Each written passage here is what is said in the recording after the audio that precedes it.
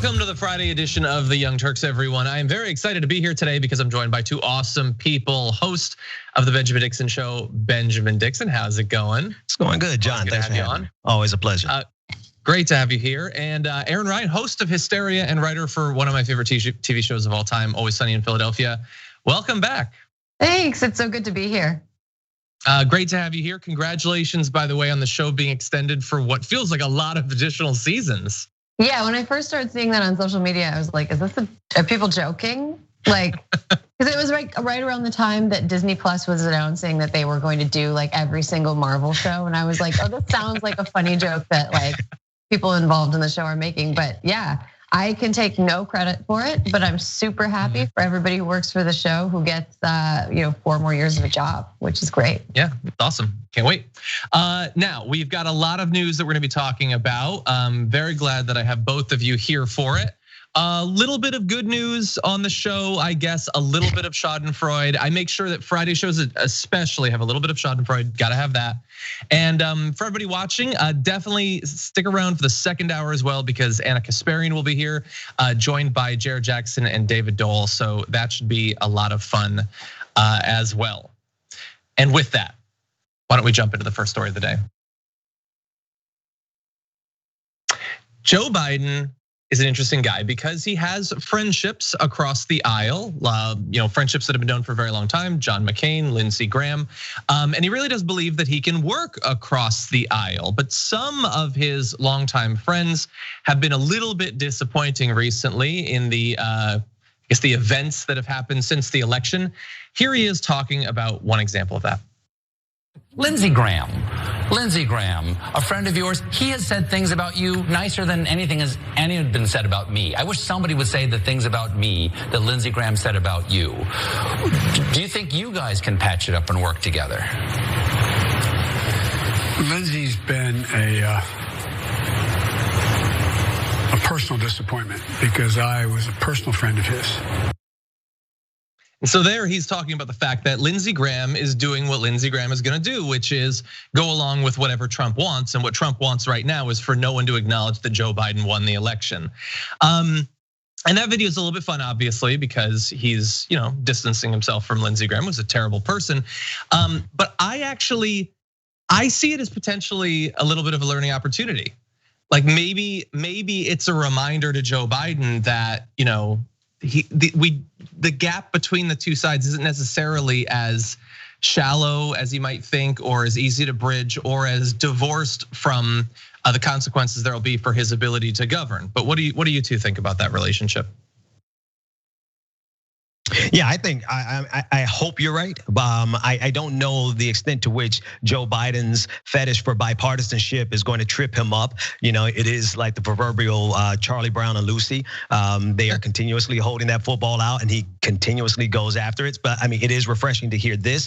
But I really need to know if it's going to go beyond just that interview into policy and decisions about bipartisanship. Yeah, I think I don't know if Biden totally understands the post-shame world we live in. He of course is going to feel I'm glad that he's expressing disappointment in someone like Lindsey Graham, who I think everybody else in America knew was a little bit of a kind of flip-floppy suck up. But I think that Biden is living in a world where people are capable of feeling shame. And I don't know if he's going to constantly Lucy the football that over and over again, if he's going to keep trying to recreate a world where shame exists. But I actually think that it's good that he's trying to. I think a lot of people who voted for him, especially people who flipped in the suburbs from Trump voters to Biden voters, especially people who are kind of moderate who showed up for Biden this time. I think they want to at least see the compassion kabuki. They want Biden to go through the motions of being I am trying to work across the aisle, even though I think you guys and me all know that that's probably not going to be as easy as it was when Joe Biden was in the Senate. Yeah, and so the thing I'm worried about is a repeat of the Obama years, where enough. The first few years were a lot of it was spent on trying to work with the Republicans, and then maybe like a case could be made that he seemed to have learned at least a little bit in the second term, but by then he didn't have as much control over legislation anyway because of the intervening elections, and so yeah, I'm worried about that. And the difficulty that Obama had in trying to reach across the aisle then, that's the Republican Party that's pre-Trump, pre-QAnon candidates actually winning elections. There were a lot of people who didn't like Obama, and the Tea Party immediately arose, and all of that.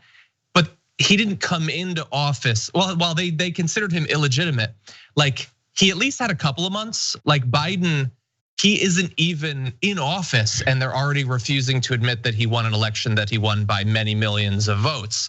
And so it would seem that it's more obviously going to be difficult to work with them. I wonder if that's going to get through. I certainly hope so. Again, I don't actually, no, I don't put any hope in that. I'm sorry, I tried to.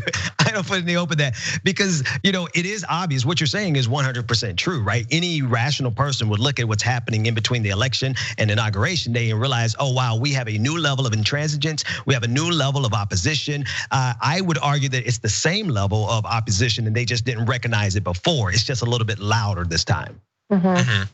I would say that with Biden as president, the like traditional Republican media smear machine is missing a couple of its most important weapons that it used during the Biden or during the Obama years, which is the racism of people on the right on this party. Like they were able to froth people into hating Barack Obama partly just because he was a black man. And when Hillary Clinton was running against Donald Trump, they were to froth people into hating Hillary Clinton. She had a lot of weaknesses as a candidate, obviously, but there was a component of real like sexist hatred for her during the campaign. Joe Biden is somebody that is missing the attributes the Republicans typically use to get their people to hate a candidate. So I wonder how they're going to try to attack who Joe Biden is now that he doesn't belong to any of the groups that they traditionally demonize. Yeah, my gut is saying right now they've convinced a lot of their followers that he's either just a communist or being controlled by the Chinese communists, or for a smaller percentage of their base, but growing, that he's a satanic pedophile who eats and rapes children. That can get some people angry. I don't know if it's gonna be as large as the number of racists in America, but I do wonder one thing though. They blocked a lot of what Obama wanted to do, and the last couple of years was just a standing filibuster on every piece of legislation, no judges, all of that. But for the first few years, they really strung Obama along. Like he negotiated on the ACA with the Republicans for like more than a full year and got none of their votes. A lot of time was wasted on that. With Joe Biden, he's coming in with them refusing to acknowledge that he even won. And we'll see if after inauguration that really changes it all.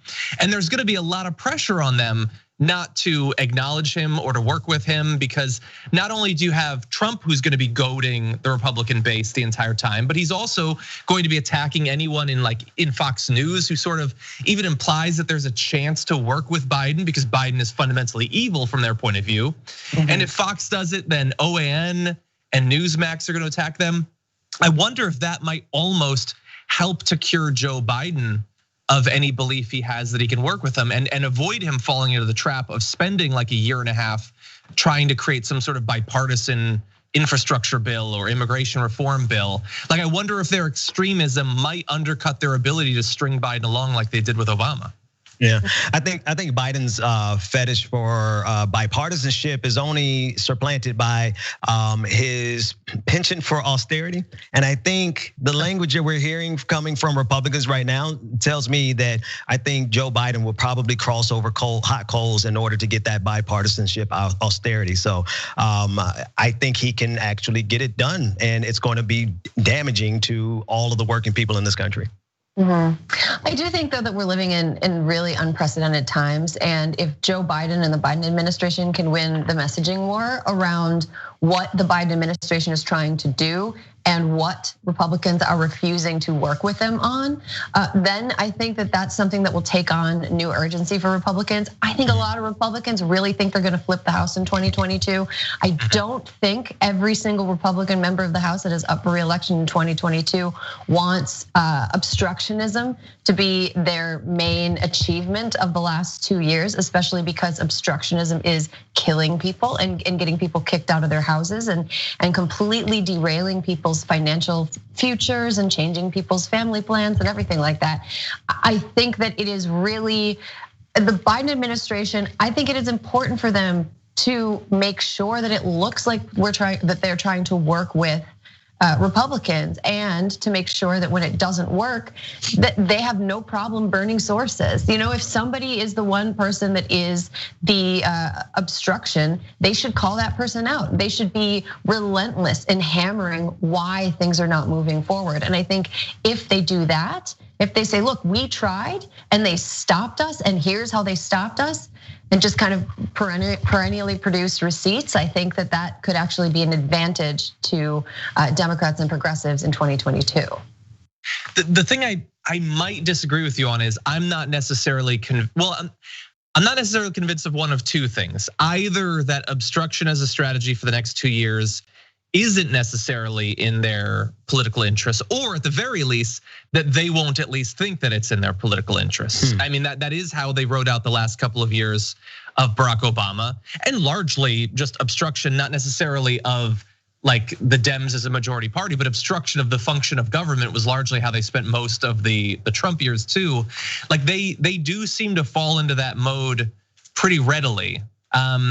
And I think like if they try to pitch themselves as just the resistance against, like Beijing's influence on DC, I think some Republicans would like that. I honestly don't know. I'm honestly not sure if it would work or not.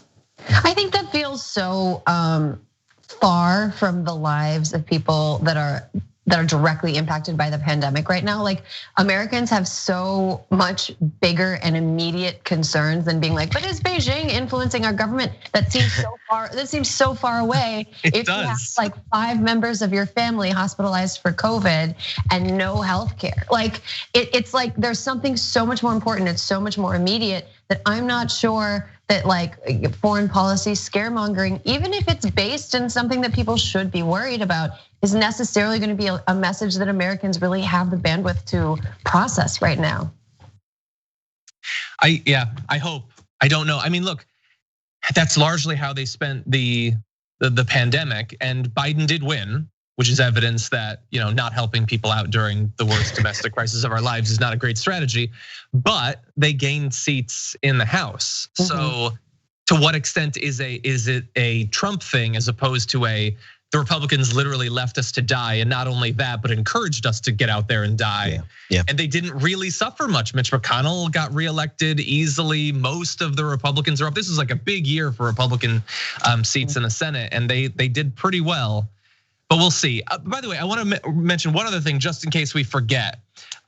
This is one of my, I guess like sort of like a hobby, is I like to remind people of apparent criminality of our elected officials, even though it doesn't matter and they'll never suffer any consequences. So Graham not only won't acknowledge that Biden won, but remember that in like the week after the election, he was accused of pressuring Georgia to discard mail-in ballots, that he had this call, I believe it was with Raffensperger, or at least someone in his office, where he was encouraging them to just throw out the votes, which is an encouragement to voter fraud, which is based on my reading of the Georgia election laws is against the law. But he's a politician, so I didn't hear about that after maybe 48 hours after that story came out, that he was encouraging them to literally throw out thousands of votes. It's just, I guess he's a senator, I guess it's free. Yeah, that is really frustrating. I think that, Biden talks about bipartisanship, and I think it is important for him to at least like make gestures as though he wants bipartisanship, but to completely let this all go without anybody suffering any consequences after Biden takes office, I think it sets a really bad precedent. Like as unpleasant as it is to be like, okay, well now we got to start prosecuting members or allies of the last administration.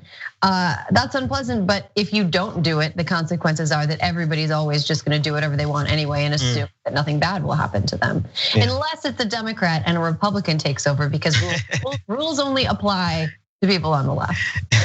Also, Judd, only thing I would say extra to that is the only place I defer with her on that is that I suggest that Joe Biden doesn't even attempt at bipartisanship, because they don't. I suggest that we win this Senate and we run up the scoreboard. I know that's not going to happen, but I think that's what he should do. You think we're not going to win the Senate? Well, I hope we win the Senate. I don't think. Well, I thank you for making me get that correction. It's not. I think we're going to win the Senate. I don't think Joe Biden is going to run up the scoreboard by ignoring the Republicans with the majority in all three houses. I mean, in both houses and the White House. I don't believe that he's going to take advantage of that. But I also firmly believe that he should not try to capitulate or triangulate with Republicans at all. Well, I would say I think the best, if he wants to lose, control the House and possibly control the Senate again in 2 years, the best way he can possibly do that is to not deliver for the American people. And arguably, if they don't pass substantial pieces of legislation, especially after the Trump years, then arguably they deserve to lose those seats. So we'll have to see. I'm hoping that it's a new Democratic Party. Those hopes always work out. Let's move on to a slightly different topic in this first block.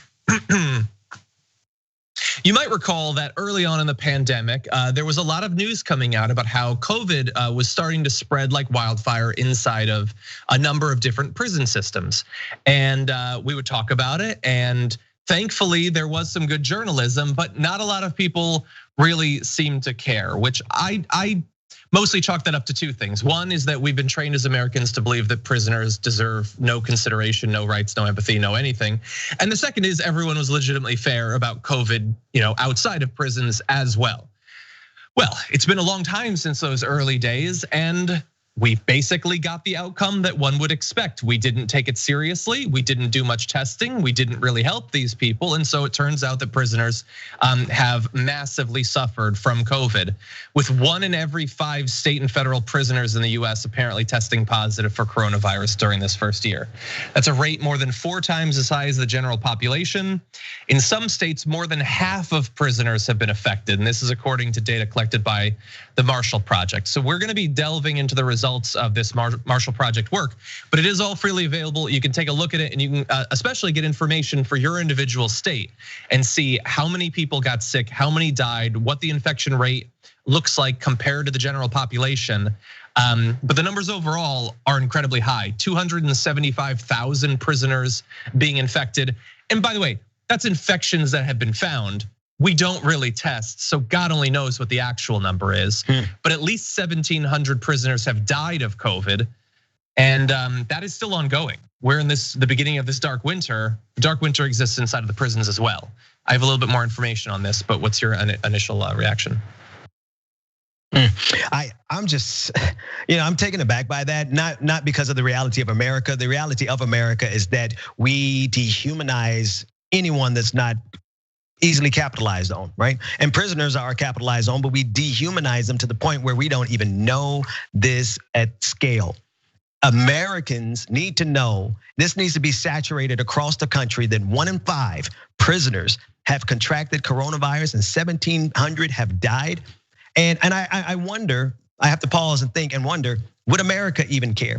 Because we had 300,000 people die, including those 750. So I think maybe it's the part that we're just so desensitized to this entire event that it just won't even move the dial, but it really, really should.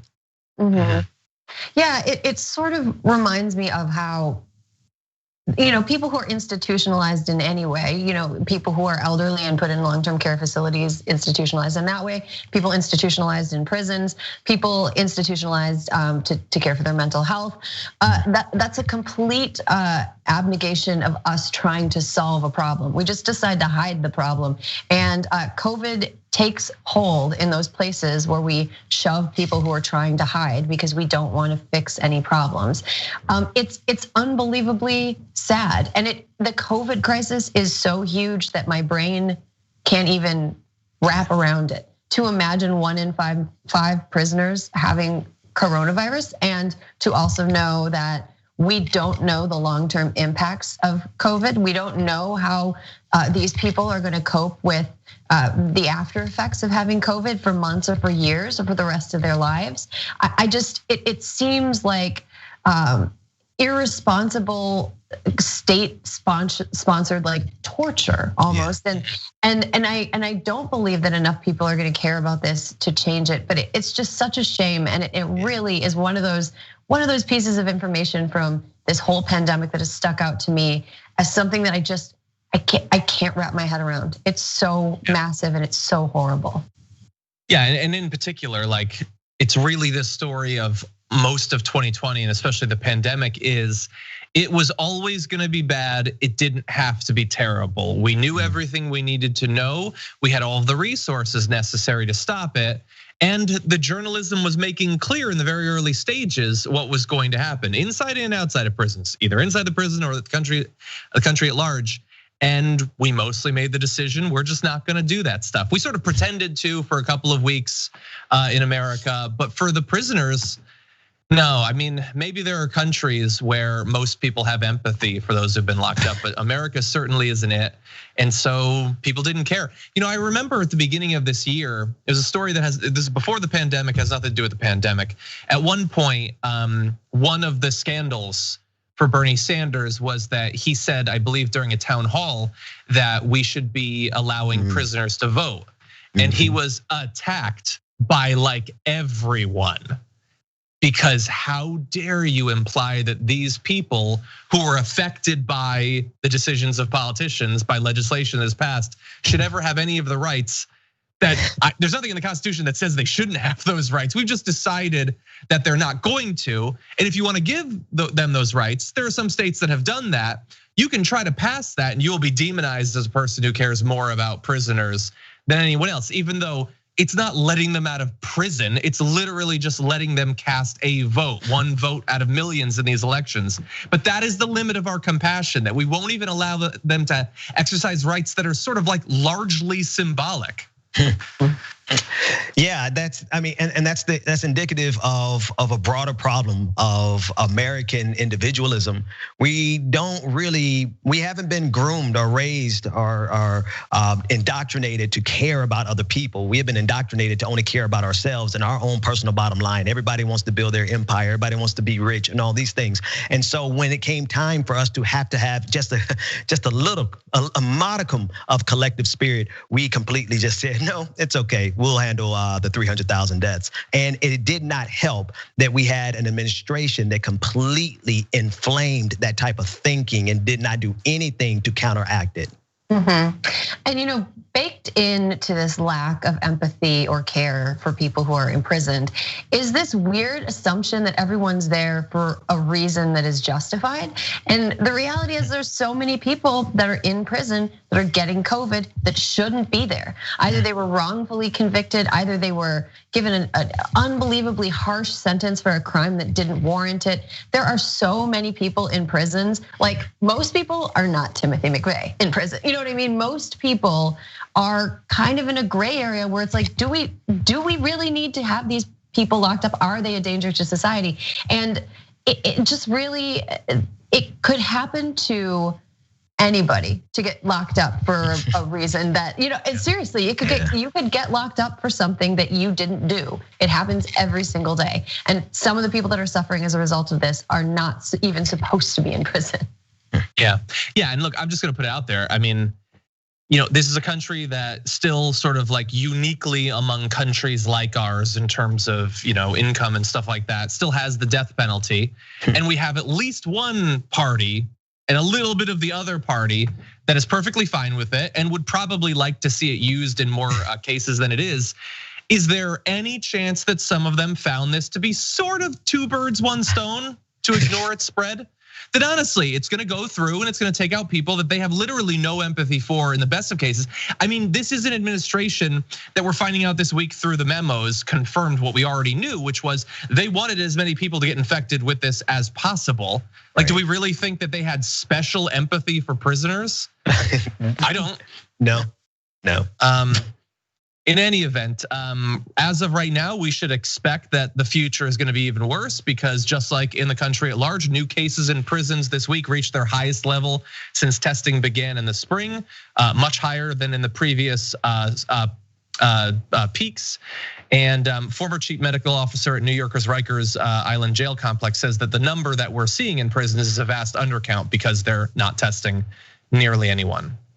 They don't test them, they don't really offer care. And so people are dying at higher rates inside of prisons when they could be saved. They're getting far sicker than they needed to. Even if they survive, they might be far greater affected by COVID because they're not treated in the same way.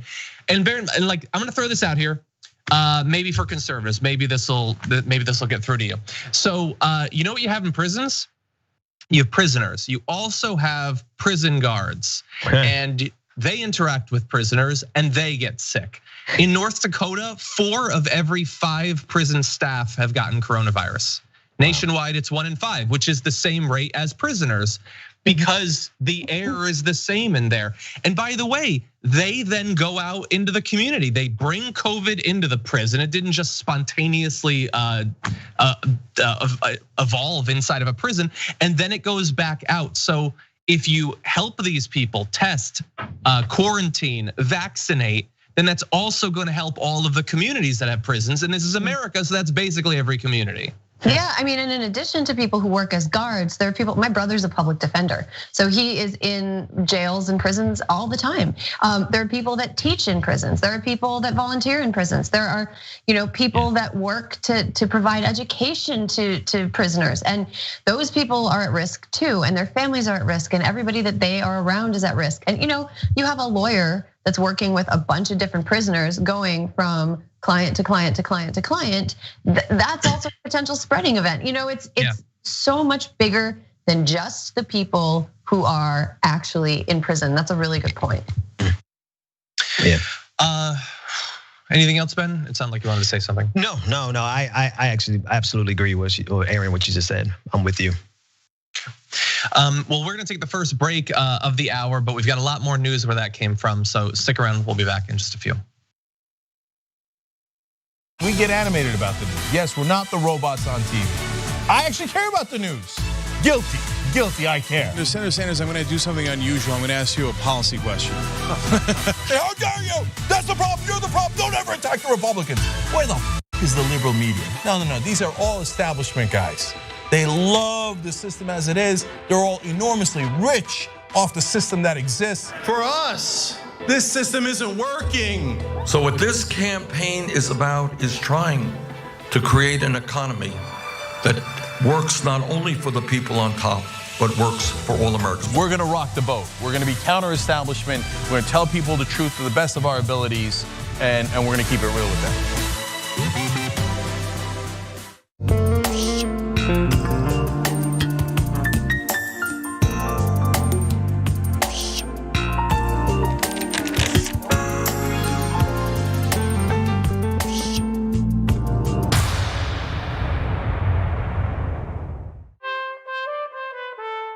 It's winter, and it's cold this time of year, isn't it?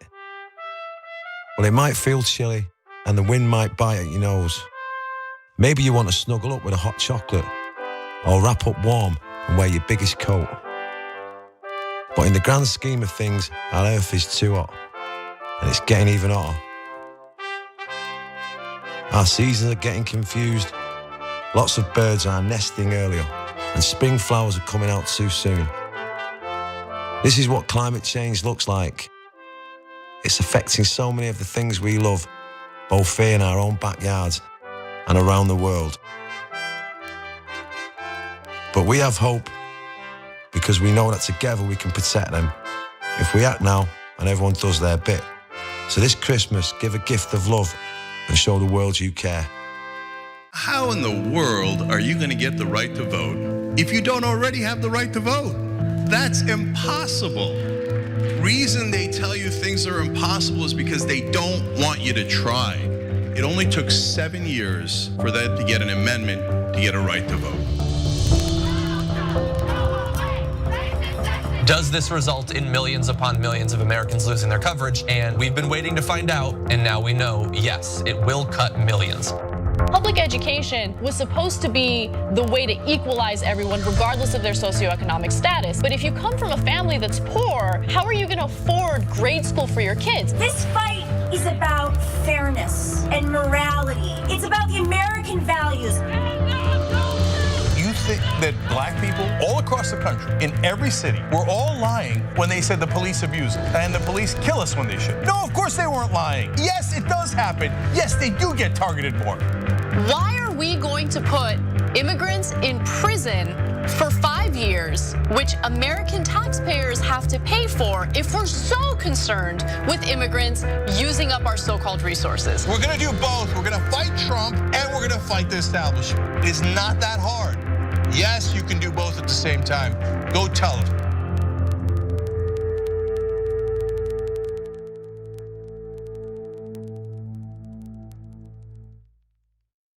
ShopTYT.com has new shirts like this one. And you're thinking, Cenk, what is that one? I can't see it other than the black. Yes, so I'll show it to you.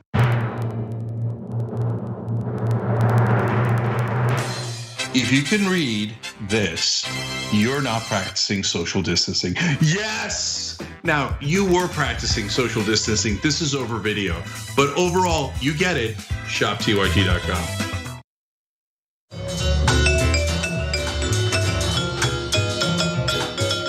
Welcome back to the Young Turks, everyone. I'm John, on with Aaron Ryan and Ben Dixon, and we've got a couple more stories to get to, including some fairly big ones. So why don't we jump back into it?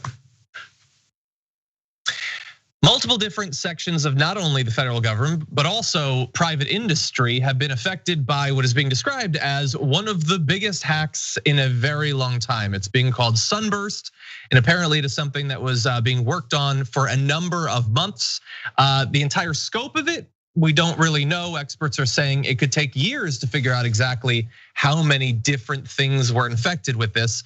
But some of them that we already know about seem pretty significant, including that agencies within the Department of Energy, including portions of the agency charged with maintaining the nation's nuclear weapons stockpile, were breached as part of the hack.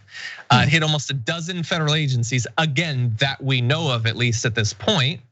But at this point, the investigation has found that the malware has been isolated to business networks only and has not impacted the mission essential national security functions at the department, including the National Nuclear Security Administration. So when you hear that hackers have hit the thing that manages the nukes, you think, oh, they definitely broke in and stole nukes. As of right now, it does not appear that that happened. They didn't gain any access to prematurely launched the nukes, at least that is being admitted. So this is scary, and we have more on this, including a number of private companies that were breached. But Ben and Aaron, this is the first I'm actually covering this story, but it's been in the news for a couple of days now, and a lot of people are concerned about some of the long-term damage that could have been done that we don't even necessarily know about at this point. Right. So the damage, I'm not sure is, again, like you said, it may take years to understand the full scope of it. But I do think it signifies the fact that maybe America doesn't have its priorities right. And all the money that we're spending dropping bombs in the Middle East and funding terror in Yemen, maybe we should look at cybersecurity just a little bit more, because that is the forefront of competition on the international stage. And if we can't figure out how to cooperate on the international stage, the United States really needs to bring its head out of its drones and take care of business at home. Yeah, I think we need a little bit less Space Force and more cyber Space Force, because we do not need to be sending rockets to the moon and spending trillions of dollars exploring other planets, as exciting as it is to watch on an episode of Nova. What we need to be doing is investing in making sure that our systems are protected. And it sort of was, it's like funny, like not funny, haha to me, funny like you wily Russians. But we did just have an election that everybody in charge of the election keeps saying was like very secure. Everyone was looking out for foreign interference in the election, and it looks like we did it successfully. Meanwhile, while we were looking in this hand, the Russians were over here getting into our nuclear administration. So I feel a little bit like they kind of pulled one over on us. They let us have our election, and then meanwhile they were doing some other tomfoolery. This does worry me a lot, though. I think that it's another reason that it's concerning that so many of the people who are in charge of really important jobs are, and I don't want to sound ageist here, even though it's going to sound a little ageist, are of an age where they don't grow up understanding and having a literacy when it comes to technology. It's like most departments, most powerful people in Washington are probably people who have their emails printed out for them. They're not people who really understand troubleshooting or technology. And so I think it's important to get more people who understand security to prioritize cybersecurity and to think about things in computer terms rather than like meat space terms, which seems like the way that most DC people want to think. Yeah. Sorry, I've been playing a lot of Cyberpunk recently, and so the reference to meat space definitely hit with me. It doesn't seem like a thing that's being prioritized. I will add this on to, we were having a conversation a couple of weeks ago about the size of the defense budget, and it just seems like more than 300,000 Americans were just killed by something. We're like spending all this money on stuff that like literally can't protect against that. Like maybe we should move the money over to the thing that's actually a threat, and maybe fewer drones, maybe fewer tanks, maybe a little bit more cybersecurity. In any event, as Aaron alluded to, it is believed, the Washington Post on Sunday says that the attack is being attributed to a Russian military hacking group known as Cozy Bear. Really fast, I just want to say this is what is being alleged. We don't know for sure. It's possible that they could change their mind at some point, or it's possible that it could actually be them. This is just to ward off, like there are some people who believe that if you literally even mention the word Russia, you're advocating for war with them. But to be very clear, not interested in going to war with Russia, just interested in covering the news. Anyway, other agencies were also hit as a result of this. Small ones like the Department of Homeland Security, the State Department, the Treasury Department, the Commerce Department, and branches of the Pentagon, which look, I was gonna say I'm not an expert, but technically I did go to grad school for poli-sci, so I guess I should have been. That's all of them. That's the big ones. Those are the ones you'd wanna hit.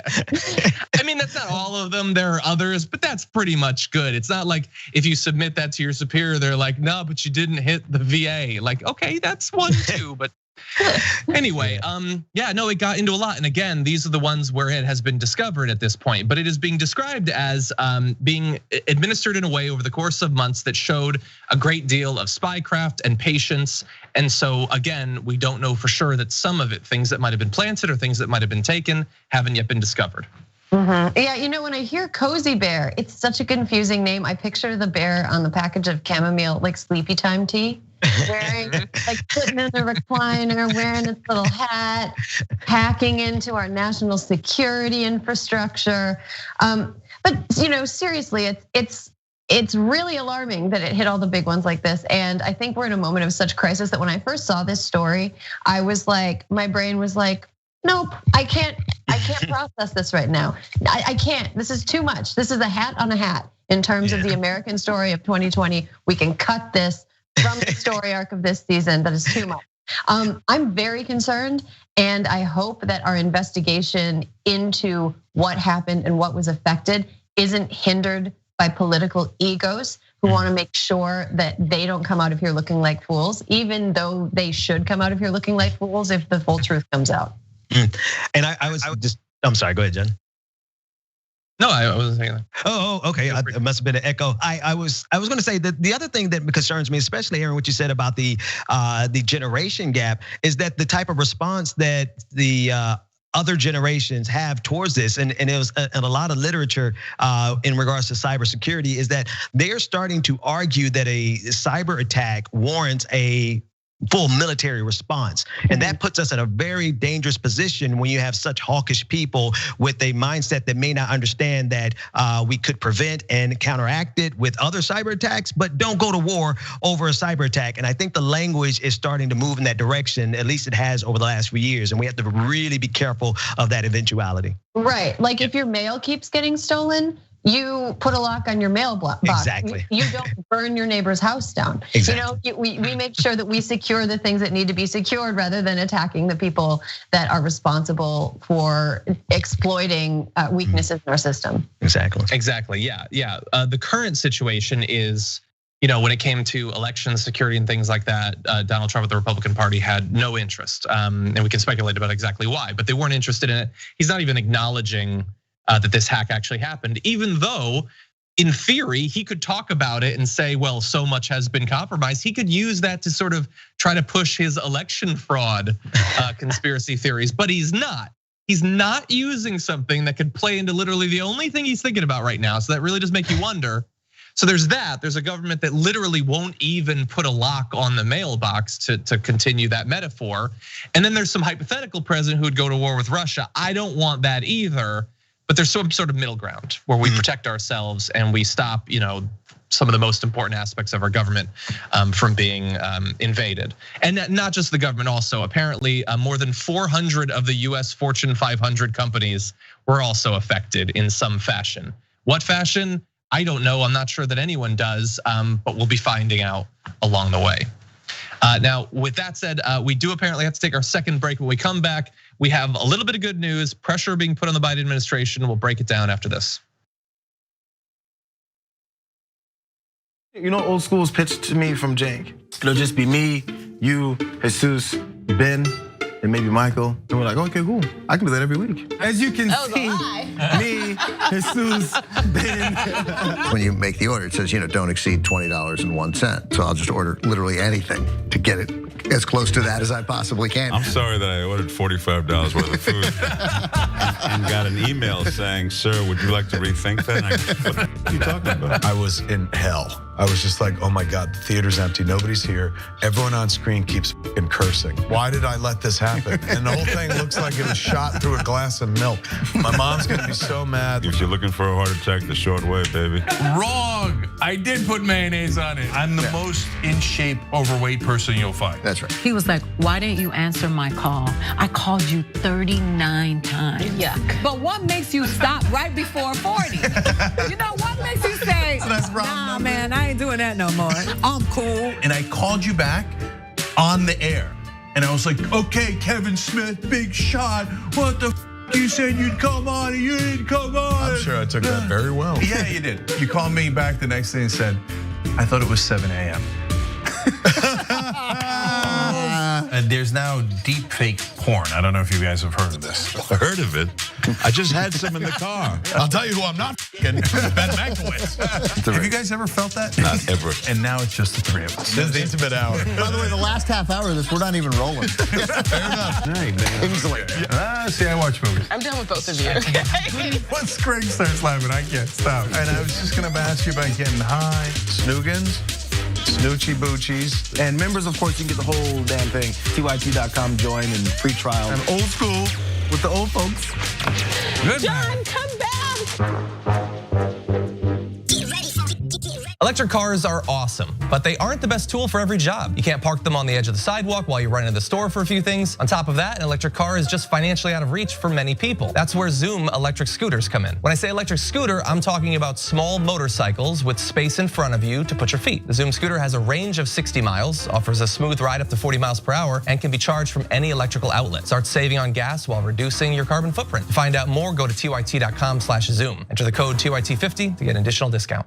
I'm Brett. I would like to refer to this segment as the Do I Still Have This Talent show. So I want to see if I can play harmonica without my hands.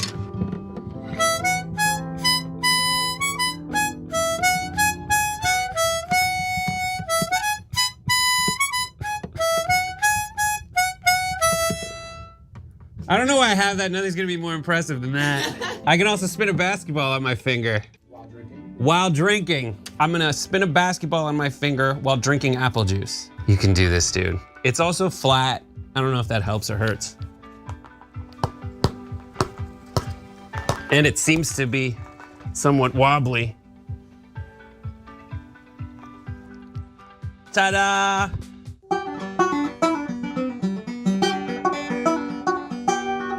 Nope, I don't know how to do this one. This one's a fail. Nope. Oh God, I'm so mad. Our community faces a never-before-seen public health and economic crisis. Businesses are calling Levin Papantonio with their legal questions regarding COVID-19.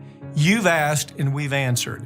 If you're a business owner and have suffered financial loss or closure from COVID-19 and have questions regarding your insurance policy, call us for a free consultation. Some policies may provide coverage for lost profits and earnings.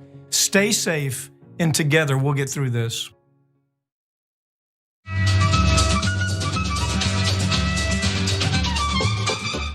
Welcome back to the first hour of the Young Turks, everybody. I'm John. We've got Ben and Aaron as well. And why don't we turn to what could be the prelude to a little bit of good and important news with this next story. We've known that there's a chance that Joe Biden could be pushed to cancel some amount of student loans. How much though? That's an important question. And for some people, it could be very significant for their economic future. Well, now 4 House Democrats, as of just yesterday, are pushing for a proposal that would call on Joe Biden to cancel up to $50,000, which is about on the higher end of numbers that have generally been tossed around. Joe Biden, from what we hear, is more interested in something like $10,000. But you've got some awesome representatives who are trying to get it as high as possible, including Representative Ayanna Pressley, who said on day one, President-elect Joe Biden will have the executive authority to cancel billions in student debt. Canceling student debt is a racial and economic justice issue.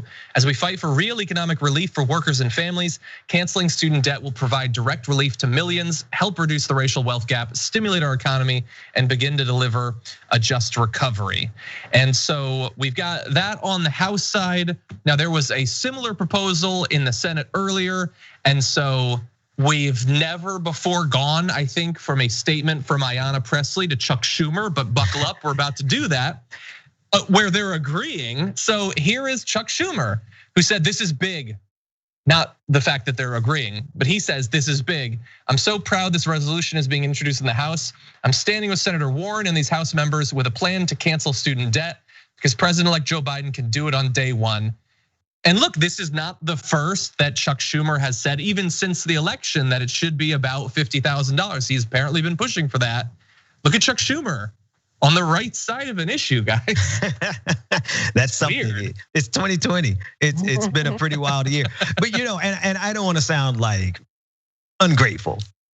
50,000 is going to be a lot for a lot of people who have $50,000 or less in student loans. But if you went to grad school and you did, or even some very expensive undergrad school for that matter, 50,000 may not put a dent in it. But I don't know any American who would turn it down. So I mean, if we can get 50, we'll take 50. But imagine being able to cancel all of it and choosing to only do 50 of it. That's me. Yeah, I mean, I'm coming at it from a different angle. I think $50,000. When I graduated from college, I think I had $60,000 in debt. It took me like 14 years to pay it off, and I finally paid it off last year.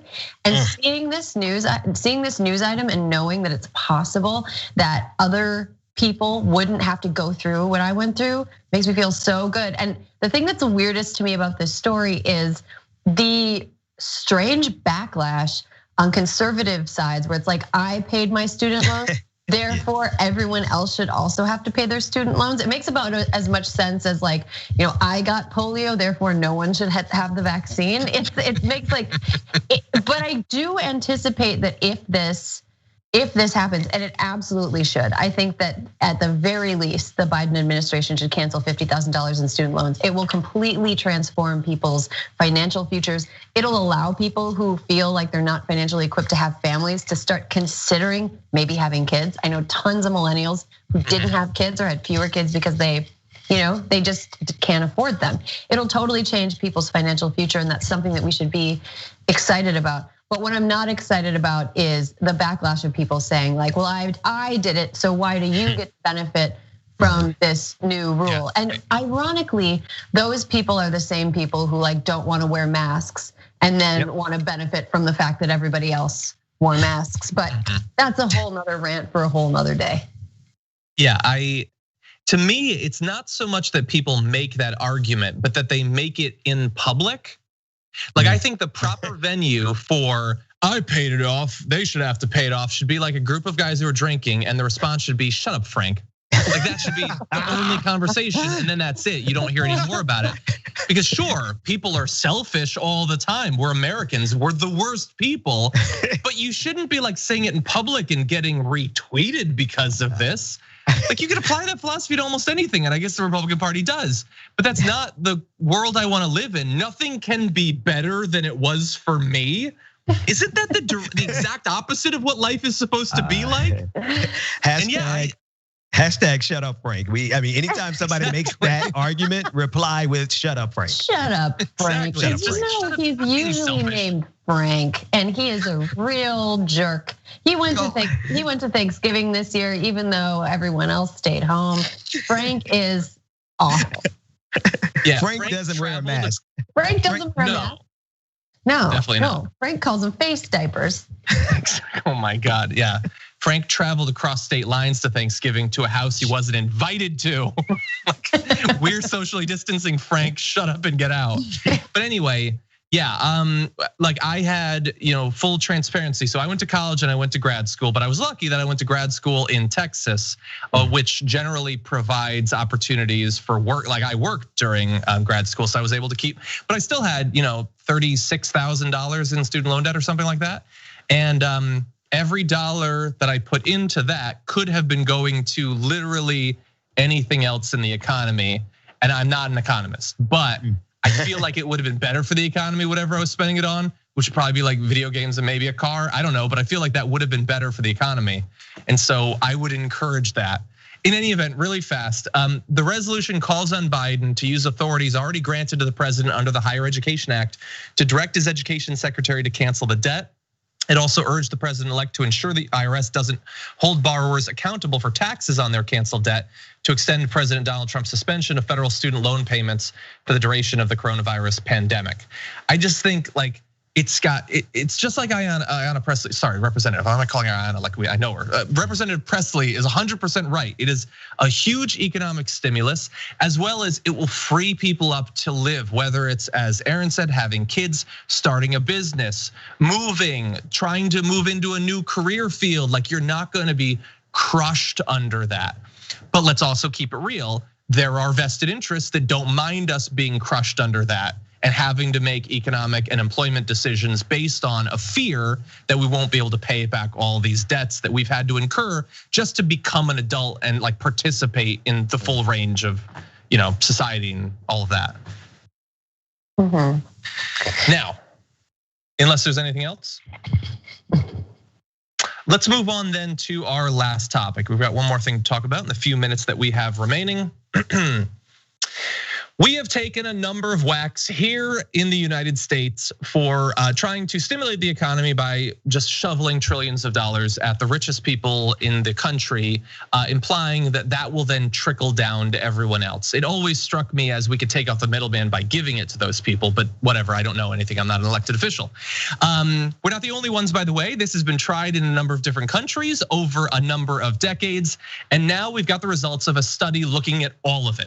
18 different countries, half a century. What is the actual impact of these sorts of tax cuts that are predominantly targeted at the wealthiest individuals? Well, it's available online if you'd like to find out, but the sort of headline version of this is that large tax cuts for the rich cause higher income inequality. They don't fuel economic growth or cut unemployment. This is according to a new paper by academics from the London School of Economics and King's College London. And this is going to be an actual quote directly from the paper that says, we find that major tax cuts for the rich push up income inequality as measured by the top 1% share of pre-tax national income. The size of the effect is substantial. On average, each major tax cut results in a rise of 0.8 percentage points in top 1% share of pre-tax national income. The effect holds in both the short and medium term. Turning our attention to economic performance, we find no significant effects of major tax cuts for the rich. More specifically, the trajectories of real GDP per capita and the unemployment rate are unaffected by significant reductions in taxes on the rich in both the short and medium term. Now, my reaction is, duh, this is not the most surprising thing in the universe, but it's not persuasive when I say that. I am hoping that LSE and King's College London will be a little bit more persuasive. What's interesting about it is that those universities and some of the top universities around the country, all they teach is Chicago School of Economics. All they teach is trickle-down economic theory. That's all they teach. And now the study shows what we've known intuitively. I mean, I'm not an economist, but I do have a degree in economics, but I also have common sense. When you give money to rich people, they can hoard it. They don't have to spend as a matter of survival. When you give it to working people, they have to spend it as a matter of survival. So it is literally a direct stimulus to give it to working people versus what we've been doing over the last 50 years.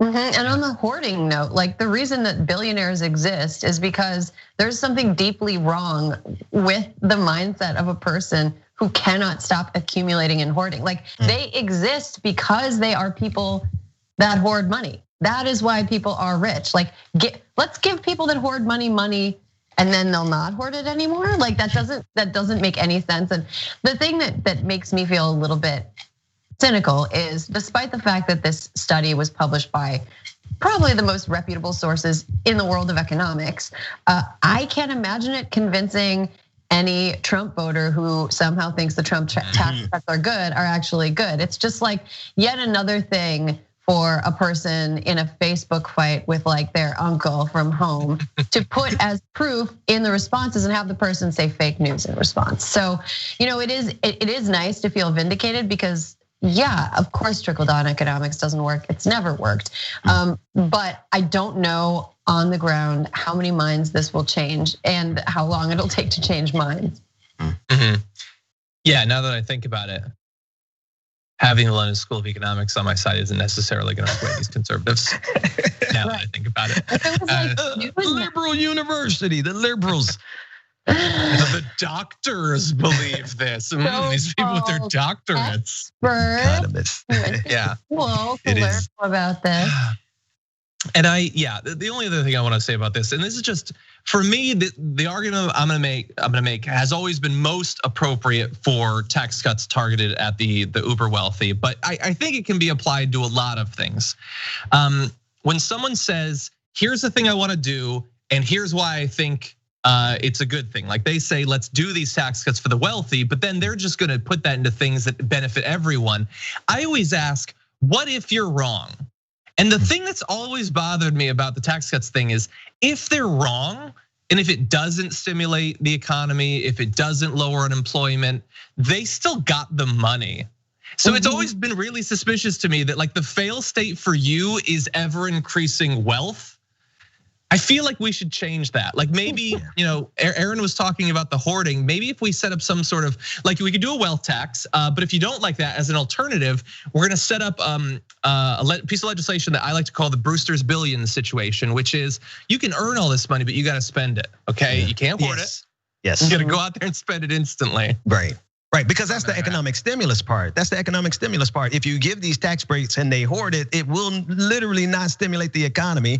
And this is what we suffered after 2008 and 2009 when they bailed out the banks instead of the people. We saw pent up capital to the tune of $2 trillion. They weren't spending it and they weren't stimulating the economy. Sorry, I didn't mean to go there, Rant. That's a perfectly fine rant, perfectly appropriate.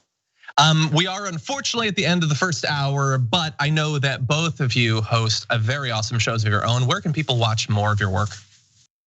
Aaron? Oh, thank you. That was very polite of you. You can listen to me every week on a podcast called Hysteria. It's through Crooked Media. It is me and a group of very funny and cool women talking about politics and news and kind of events that affect us as women in the world. And you can find me on YouTube, The Benjamin Dixon Show, or you can find me on Twitter at Benjamin P. Dixon. Beware. It's not for the faint of heart. Awesome. And I also host every day the Damage Report. So feel free to take a look at that. But anyway, we've got another hour coming up for you. Anna Kasparian's gonna be taking over, joined by the awesome Jared Jackson and David Dole. You know it's gonna be fun, so don't go anywhere.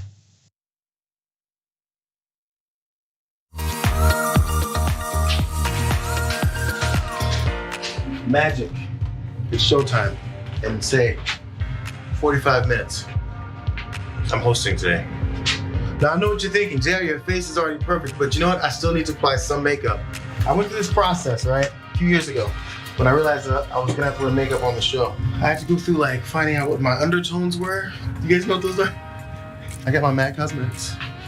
It says SPF 15 foundation, broad spectrum. But apparently what I have is red undertones, and I think pores are not supposed to be seen. I need all these things to be confirmed for me. These sponge things don't work for me. You gotta use your hands. At least I do.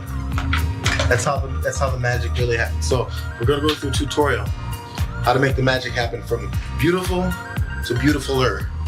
Let's go. I've already been moisturized. That's the first thing. But moisturization already happened. We go raw. All hands. Pick up. Couple streaks. This is the guy we were putting on makeup. Look at that. Dots.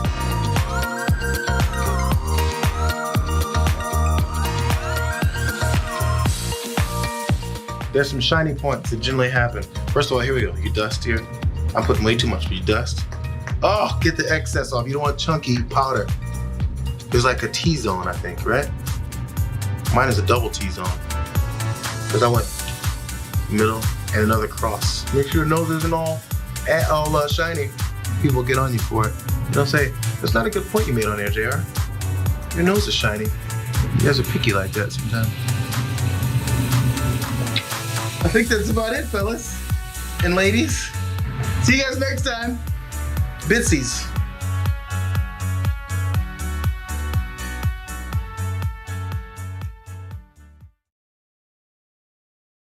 This isn't Anderson Cooper. If you say some BS, I'm not simply going to let it slide and then move on to the next thing.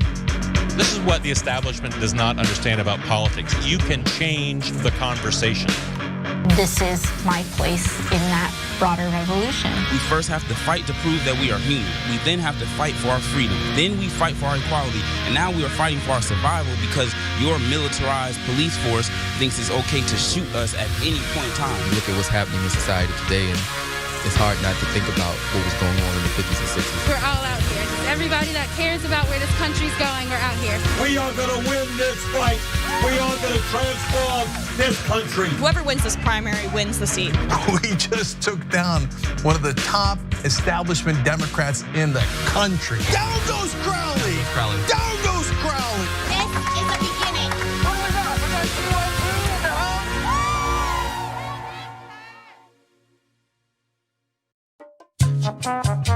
Best moment of my life, I guess, would have to be when the kid was born. Like, because suddenly that meant I served my purpose. Very close second, the day we sold Clerks. That changed my life. In fact, Harley wouldn't have been born if I hadn't sold Clerks, so that noise. Clerks, probably the biggest day, best day of my life. It led to everything else. I got the wife and the kid because Clerks happened. So don't tell the kid, but Clerks.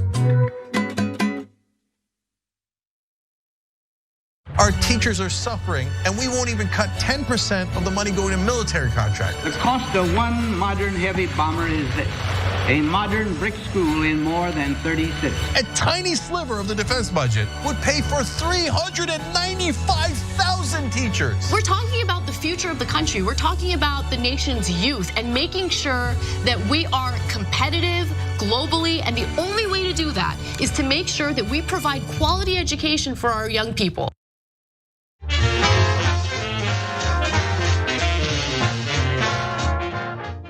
Hey guys, welcome back to TYT. Anna Kasparian with a whole new panel with you. We're gonna have rational conversations because the Rational National is here. David Dole. David, thank you for joining us. Oh, it's great to be here. And we have our very own JR Jackson, who of course hosts here on the main show often, but is a regular on the Damage Report, along with John, who's the main host for that show. So make sure you guys check out the Damage Report in case John didn't, plug his own show. And JR, thank you for taking the time to do the show today. Oh, excellent. No, I'm just gonna make sure I sprinkle in a couple of irrational thoughts just to keep the balance. Nice. Okay. I like it. You need to have both sides represented.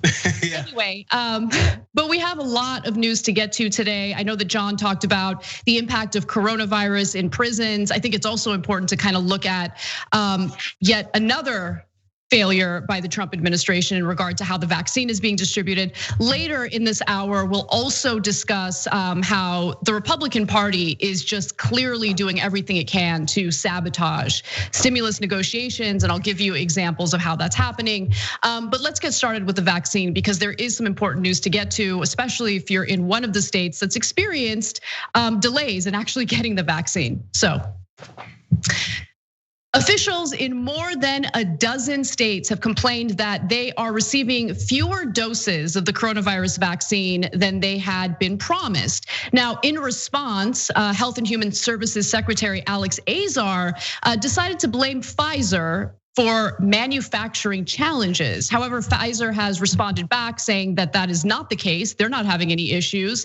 And there's some sort of issue happening with the Trump administration. So several states, including Illinois, Washington, California, Georgia, Hawaii, and Nevada, are only getting half of the doses that they had expected. 4 other states are getting about 30% of the doses that they were expecting. And so Florida Governor Ron DeSantis has also said that the new shipments for the next 2 weeks are halted, and people are wondering what the hell is going on. Well, again, Alex Azar claims that the company Pfizer had experienced, quote, manufacturing challenges, and the administration was working to get more visibility into Pfizer's manufacturing process.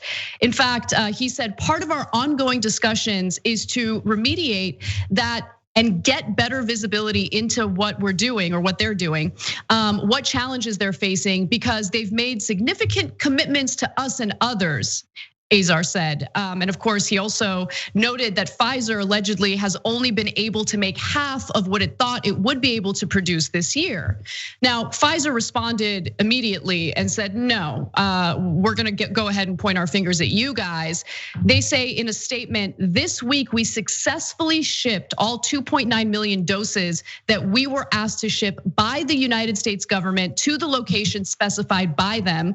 We have millions more doses sitting in our warehouse, but as of now, we have not received any shipment instructions for additional doses, which could probably explain why Ron DeSantis says that the next 2 weeks worth of shipments have been halted.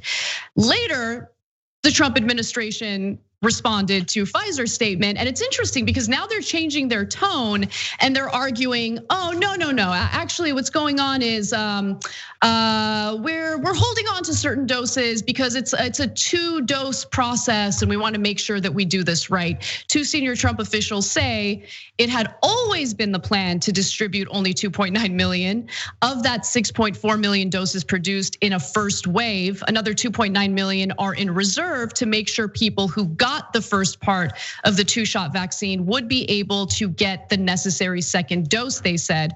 Another 500,000 have been basically stored in a warehouse for unforeseen problems. So why did Azar say that there was a manufacturing problem? That's what I want to know. And what do you guys think is really going on? I mean, ultimately here for me, the real issue is there's a patent on the vaccine. It is their intellectual property, meaning that it's not able to be mass produced in a way that can actually serve everybody. Because we live in a capitalist system and somebody has to profit off of this vaccine, Pfizer is the one producing it, and people are other companies are not allowed to actually produce the vaccine, to mass produce it, to be able to meet the demand. Now, obviously, look, there's always going to be limitations on how much of the vaccine that Pfizer can produce themselves. That seems obvious, and I don't think it's necessarily wrong to say that part of the doses in the warehouses are for second doses, because I mean that's true. You need two doses, but ultimately the issue here is that there aren't enough doses of the vaccine, and that's because Pfizer holds the intellectual property and only they can produce it. Yeah, I mean, there certainly is a problem with enforcing patents and refusing to share the information necessary to produce more of this vaccine with other companies involved. Now, as we know, there are other vaccines at play here. Moderna, for instance, was just recommended by the FDA panel for emergency use authorization. So we're not there yet. The FDA still has to make a decision on that, but it's planned. I mean, it's pretty much set in stone at this point. We're expecting that authorization to come down pretty soon. But I also think it's kind of interesting that Azar had this allegation against Pfizer, manufacturing problems, and then later we hear from the White House and they say, no, actually we are storing some of these doses in warehouses, and this is why. And so I'm curious why that miscommunication, if it's a miscommunication, or at least that conflict in messaging exists. Like, JR, do you have any thoughts on that? This is the hard part, because we have to speculate to a degree about exactly why this is happening the way that it's happening. But regardless of the speculation of whether or not Azar didn't know about the vaccine distribution, and then there's the second half is being kept until the second stage of doses happen. Okay, let's address that one first, because I think between the first and the second dosages, it's supposed to be 21 to 29 days. If I read a curse. Right. I quickly read something somewhere, so I don't know if that's the full real details, but it's nearly 3 weeks difference, just over 3 weeks difference. Do you have to hold half the shipments for the second half to come? What, whoever's holding it can't keep it there until these 3 weeks have passed for the people to get their second dose? It just doesn't make a lot of sense. And then, so whether or not Azar knows that, or whether or not he's accusing Pfizer of being the problem when they aren't, whatever it is, this Operation Warp Speed isn't operating at the way that it was billed.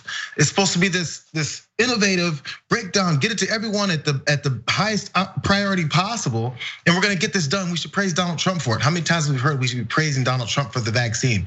Geraldo said we should name it after him. Mark Levin said that we should have a ticker tape parade. Nobody does ticker tape parades anymore. That's just at football games. So we're trying to give him all this credit for something when he still hasn't finished the job yet. And you know why he still hasn't finished the job yet? Because he's sitting around watching Fox News and OAN and everything else, and he's mad about everything he sees in front of him. He's complaining on Twitter. So when you're not doing the job, things like this happen. Maybe there's miscommunication. Maybe there's people working within Operation Warp Speed that thought one thing was gonna go one way, but it's not, because there's no leadership. And then when someone does probably stand up and lead, they probably get reprimanded because they may do something that Trump didn't want them to do, or someone who's right under Trump wanted them to do. It's just whenever you have what's the saying that you and Cenk always say, the fish rots from the head down. It can't be any truer than this. Nobody knows why it's happened this way, but I do know that the leadership does not know what they're doing. So things like this do happen, and you kind of can't get an answer to it. Also, I mean, like there have been issues with the administration, various parts of the administration not communicating with one another. And so that could be one of the explanations. But what I also found interesting in some of Azar's statements was that he really felt the need to criticize Pfizer for refusing to be part of Operation Warp Speed. Now, to be sure, the federal government did agree to buying millions of doses of the virus, and that is part of Operation Warp Speed. But what I'm specifically talking about is, when Congress appropriated money for the vaccine development, Pfizer was one of the companies that did not take the money for the research and development. And so Azar seemed to blame Pfizer's decision in that for why they're allegedly having manufacturing problems. And again, later, of course, they backed away from that message and said that, no, it's actually something completely different. We are storing the vaccine and it's part of the plan. It's always been part of the plan. I'm wondering how much of this, I don't know, and this is 100% speculation, so please take it with a grain of salt. I'm just floating the idea because I just have a gut feeling about it. How much of this is retaliatory toward Pfizer, right? Because Pfizer is the company that was, it's the pharmaceutical company that came out first with promising news of a vaccine.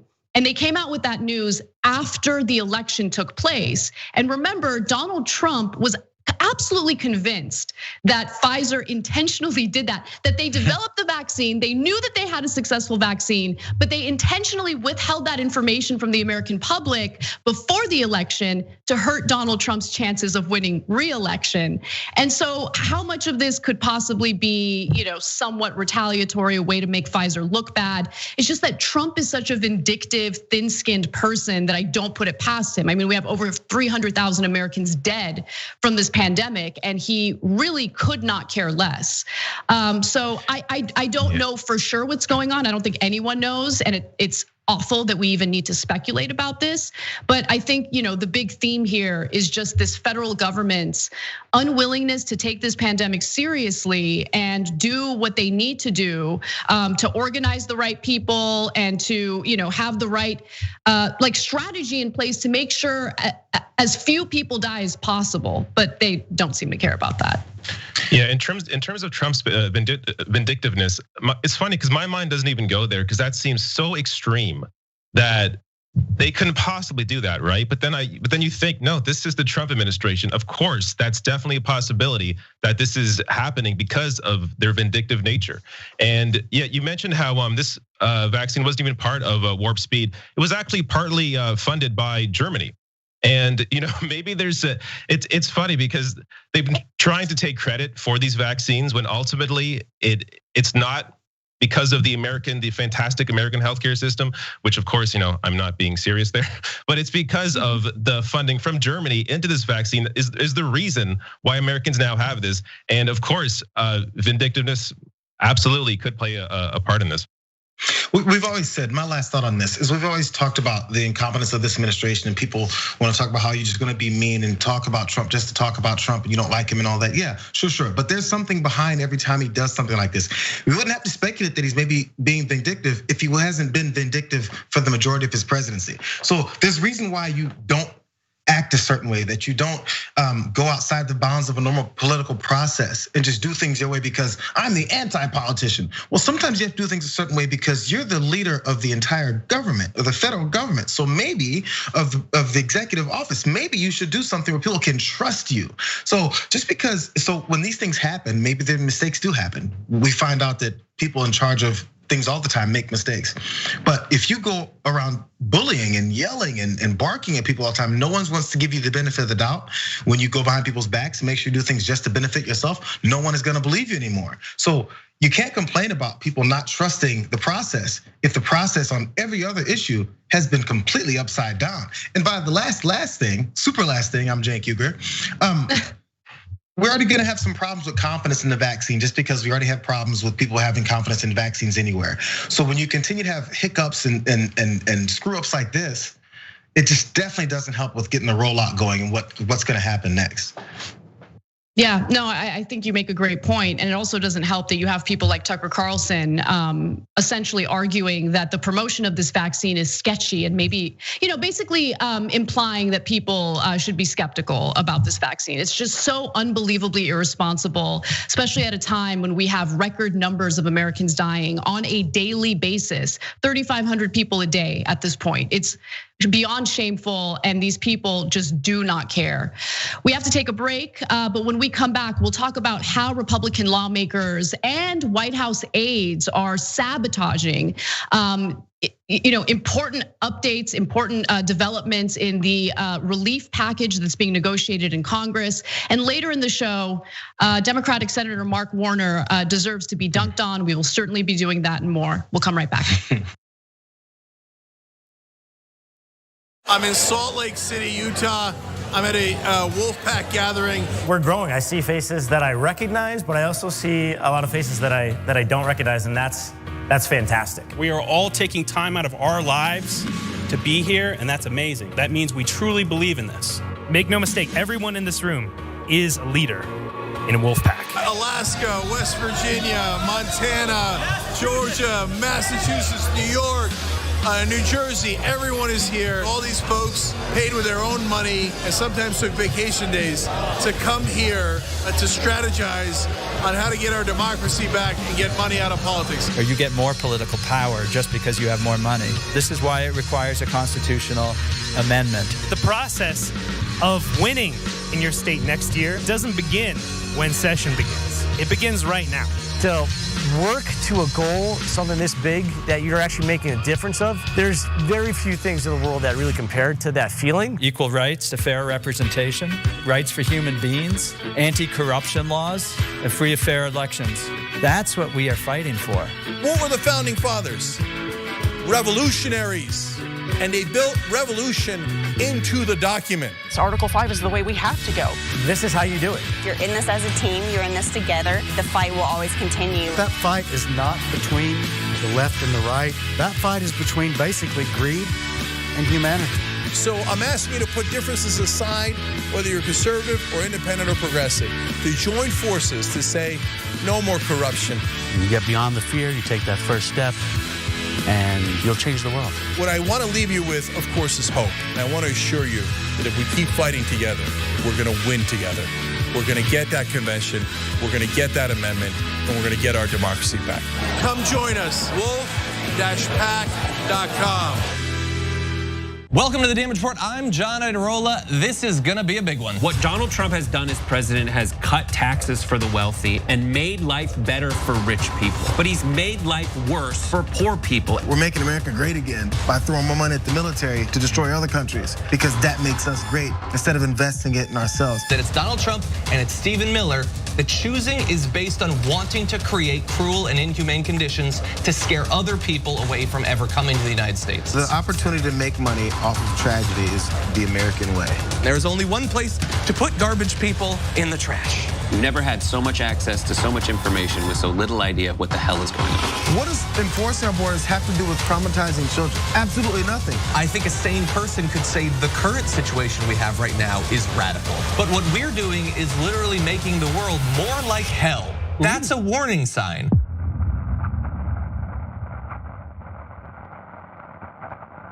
A famous new author has a book out. His name is Dogan Uger. That's my dad. Okay, the name of the book is called The Original Young Turk, and it's his life story.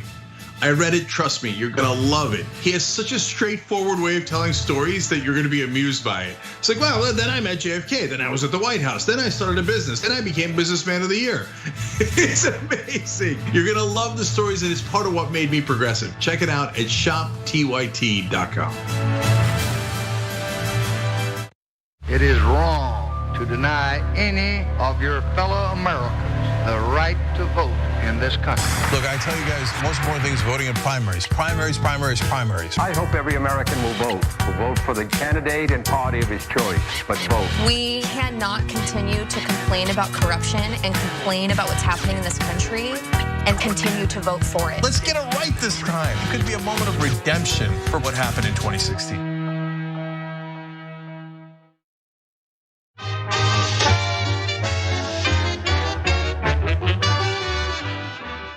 Hey everyone, welcome back to TYT. Anna Kasparian, David Dole, and JR Jackson with you. If you're loving the show, please like and share the stream. It's one of the best ways to share the message, and it's one of the easiest ways to support TYT. We really appreciate it. Let's talk a little bit about what's happening behind the scenes in regard to the relief package, because Jeff Stein over at the Washington Post has some pretty damning reporting regarding what White House aides have been up to. So, turns out that White House aides had to intervene as soon as they realized that Donald Trump was serious about pressuring congressional lawmakers to send one-time direct checks to Americans up to $2,000. Now, as the congressional lawmakers continue to negotiate, what we know so far is that it appears they've agreed to a one-time check of only $600. But Trump, in multiple cases recently, has advocated for more, and White House aides are like, don't do it, it's a bad idea. Now, for instance, on a phone call Thursday afternoon, Trump told allies that he believes stimulus payments in the next relief package should be at least $1,200 per person, and possibly as big as $2,000 per person. Then, when he was actually in the middle of drafting his demand for larger payments, White House officials intervened to stop him. Jeff Stein reports that that one aide or one person within the White House said the aides were really frantic, saying, "We can't do this, it will blow up negotiations." So this is according to one person who actually heard this exchange. And just this past weekend, Donald Trump was speaking to Brian Kilmeade and said this. Moving along. What could you do to get the $900 billion out? Well, I want to do it. I'm pushing it very hard. And to be honest with you, if the Democrats really wanted to do the deal, they do the deal. They should do it right now. I want to see checks going for more money than they're talking about going to people. So this is an interesting situation because yes, we have White House aides that are trying to sabotage this. As we know, Mitch McConnell absolutely did not want direct checks to Americans. He didn't even want unemployment for Americans as part of this relief package. But then Mitch McConnell realized that not providing these direct checks to Americans would actually hurt Kelly Loeffler and David Perdue's chances of getting reelected in the Senate runoff races in Georgia. So all of a sudden we have this situation where Democrats have some leverage. And I wanted to know what you guys thought about that. I just think when Trump is even backing direct payments as high as $2,000. I mean, it shows you how far right the conversation has gone. What we really should be looking at is $2,000 retroactively back to the beginning of the pandemic, because people have to pay for rent, food. I mean, people are going to be in debt when it comes to student debt, other debts. The idea that Trump is backing this should send shockwaves to people to make them hopefully realize that, look, if you look around the world, other countries, they actually, for the most part, took better care of their people. It wasn't perfect. Canada had $2,000 a month for most people who lost their job or were impacted by the virus. Germany, France had wage subsidies up to 87%, covering your full-time pay, up to 100% for part-time pay. A one-time check is way too little, but when even Trump is backing that, the conversation is just, it's so crazy to the right. And I hope they're able to use the leverage that with this upcoming runoff to actually be able to push for something. But I guess we're gonna have to wait and see. Well, it seems like based even off that short part of that conversation Trump had with Brian Kilmeade before that football game, he's not even really backing up like the push for $2,000 or $1,200 in the payment, because he specifically said, "Oh, as long as these Democrats get on board, and I want more." So either he's confused negotiations, probably has no idea where negotiations are, has no idea where people stand, because he doesn't talk to anyone else because he's too busy watching TV. So he's his mindset, or maybe if this was his lie to try and pull one over on Fox News viewers, was that the Democrats don't want more. They don't want that direct payment. I do. As soon as these Democrats get on board, we can get some direct payments to the American people. Hey, that's an opportunity for Democrats to go, hey, here's our proposal. Bernie Sanders put up right there. This is what I've been proposing. Does Donald Trump agree with me or disagree with me? Does he disagree with this big socialist, the socialist takeover of America led by Bernie Sanders? Do you agree with it, Mr. Trump? Start asking him, because he has to speak, because he doesn't know how to not be in the spotlight. So either he doesn't know where it is, or he's just really bad at lying. It's probably both. Yeah. For the first part of that. Well, I will say this. I hear you, but I also don't care like what, like where the messaging is coming from. This is such a great opportunity for Senate Democrats. I mean, Senate Democrats, as I mentioned, all of a sudden have some leverage with the runoff races in Georgia. Loeffler and Perdue are getting hounded by their constituents over the lack of relief, and they want direct checks. They specifically are hounding them about direct checks.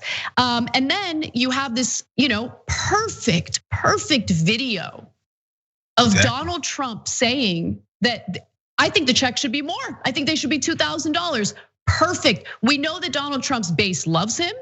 If I were a Democrat, I'm immediately putting out ads saying, look at these Senate Republicans. Look at how they're leaving you to struggle. They're only agreeing to these measly one-time $600 checks. Donald Trump wants to help you. We want to help you. And Mitch McConnell's standing in the way, right? Like, use it to your advantage. Do it. And I don't know. Maybe they're planning on it. Maybe, who knows? But so far, the only Democrat I've seen really fight for these one-time checks. And I mean, to be real, he's wanted more than just a one-time check. He wants repeated, payments to Americans. Is Bernie Sanders? David, were you going to say something? Yeah, Democrats have no idea how to fight. I mean, they're now negotiating down to what, $500, $600 a one-time payment. I mean, what they really lost all their leverage back with the CARES Act. Once they gave up those corporate bailouts for really not all that much in return, then essentially Republicans for the next several months could basically do whatever the hell they want, and Democrats just bang their head against a wall, expecting somehow to get something from Republicans when there's no more leverage left. So now they're stuck in this position where hopefully, utilizing Trump's own words, utilizing the fact that the Georgia runoffs are coming up, use this to your advantage to actually get people help. That's what this comes down to. People need actual help right now, and you have to use whatever you can in front of you to be able to fight for that help. But right now they're negotiating way down under $1,200 for still a one-time payment, which is just not enough. We're gonna get to Mark Warner as being one of those people, very obviously. It's just my last thought on this is, we sometimes wonder, the Lindsey Grahams, the Mitch McConnells that have no backbone, have no idea how to stand up to this president. We find, this is just an unknown aide in the White House, or probably several. They know how to tell the president, hey, stop with that. when it comes to something like this. When it comes to something like actually helping American people, the backbones are grown. Suddenly they're spines of steel, and they can walk up to the president and be like, okay, you're not gonna tweet, you're not gonna go on Fox News, you're not gonna talk bad about anybody, but all that, you're not gonna do it when it comes to giving Americans the money that they deserve right back to them during a pandemic. You're gonna sit down and shut up. And he sits down and he shuts up because they speak forcefully to him, because those things are what's important to them. What's important to them is making sure enough Americans still continue to have their face in the dirt with these folks' foot on their necks. That's what that's what's important to them. So this is the Republican Party that built Donald Trump, and they're still controlling him. Trust me. No, I think that's such a great point, JR.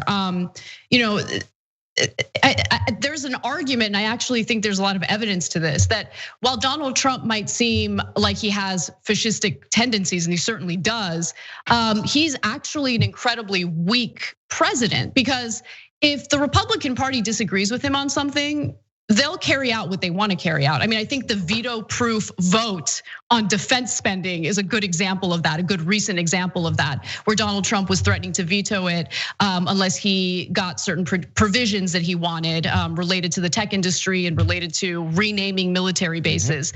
And Republicans are like, no, if we have to choose between Trump or our donors, we have to choose between Trump and private military contractors, we're gonna go with our donors and the military contractors. And again, veto-proof vote in both the House and the Senate. So interesting stuff there for sure. And look, JR, you mentioned Mark Warner, and I think that's such an important story to get to because it shows you the fecklessness of our Democratic lawmakers, especially those who take corporate money. So let's get right to it. Let's talk about that a little bit. Democratic Senator Mark Warner has decided to go on MSNBC and attack progressive lawmakers over what he believes is their lack of negotiating skills. And he's completely minimized their role in negotiating a relief package for the American people. Let's hear what he has to say, and then I'll give you the reality. If you're asking me, do I think that this bill was well negotiated? I don't. There should have been a lot more money in it than there currently is. It's really quite shameful that we find ourselves negotiating a deal with such a small amount of money. You were very involved, of course, Senator, in the negotiations. How do you respond to that? I say these are folks who've never negotiated any deal that I think has ever been successful. I mean, we're dealing with a Senate that is still unfortunately controlled by the Republicans. We still have Donald Trump as president, and controlling 2/3, in a sense, of the federal government, the executive and the Senate. And the alternative would have been to have people get kicked off of unemployment, get kicked out of their apartments, not get the kind of food assistance that's needed. The Republican deal was sitting at $500 billion. And frankly, there'd not even been any conversations between leadership. I have a lot to say in response. And by the way, we haven't even gotten to the worst part of his appearance on MSNBC yet, but I wanted to open it up to the floor. How did you guys react to his statements there? Yeah, I just think this is not about deal making as much as it's about actually getting people help. What do people need right now? That should be the bar by which these lawmakers are put. Like, you can't just think, oh, we made a deal, that means it's good because we made a deal with them. No, what did you actually get? Did you actually help people? Are you fighting for people? If you look at Mark Warner and who backs him, you're looking at Wall Street, real estate, insurance companies. That's who he cares about. He doesn't care about the average person. So when we're looking at lawmakers that actually fight for people like Bernie Sanders, like Ilhan Omar, the reason why they are unhappy with this is because this does not actually help people. That's the standard they hold themselves to. Unlike Mark Warner, who simply looks at a deal for deal making purposes and for no other reason except for the way it looks, in the media, as opposed to does it actually help people?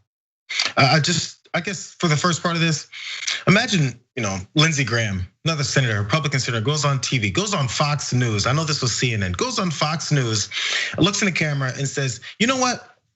The progressives started $2.2 trillion. That's where their starting point was. Ours was much lower. But you know what? People like Josh Hawley, who want this $1,200 payment, they've never negotiated a thing in their life. He's just a young senator. I'm not sure what his problem is, but these progressives started in one place, and how are we gonna work across party lines if we don't go to the left where progressives are? Are they ever gonna say that? Are we ever gonna see that on television? Because we see it all the time the other way around. Mark Warner can go on and say, these people like Ilhan Omar and Bernie Sanders, who are obviously and well-established progressive voices, they've never done anything in their lives. They don't know how to negotiate. When are you gonna start talking about people who you're negotiating with and their bad tactics and negotiations and the way that they don't have the people's best interest at heart? No, it's just really easy to just say, well, our opponents who want nothing for the people we represent, we have to go their direction. So if you're going in the direction of people who are against your constituents, what does that make you against your constituents? Yeah, no, I mean, you guys are both making really great points. And I wanna just comment on what David has made a point to repeat on the show today. And I'm grateful that you are, because it's such a great point. We keep discussing this like measly amount of money that Americans might get as like a one-time check. We're not having conversations about unemployment benefits, kicking in retroactively.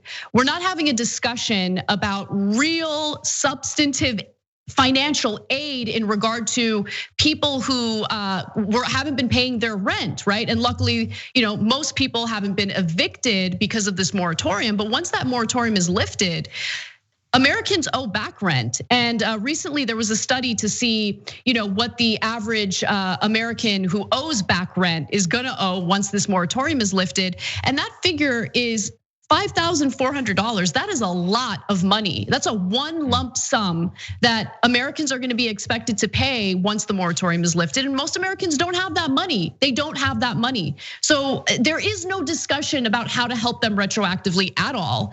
And Mark Warner is sitting there and giving us a list of excuses, like a list of excuses. And the reason why I'm saying that it's a list of excuses is because he's pretending like Donald Trump right now is serving as some sort of obstacle, right? He mentioned Donald Trump, but Donald Trump recently, and we have a video on this, had a conversation with Brian Kilmeade. This was just this past weekend, where he's urging congressional lawmakers to do more, that these one-time checks need to happen and they need to be robust. So let's take a quick look at that video.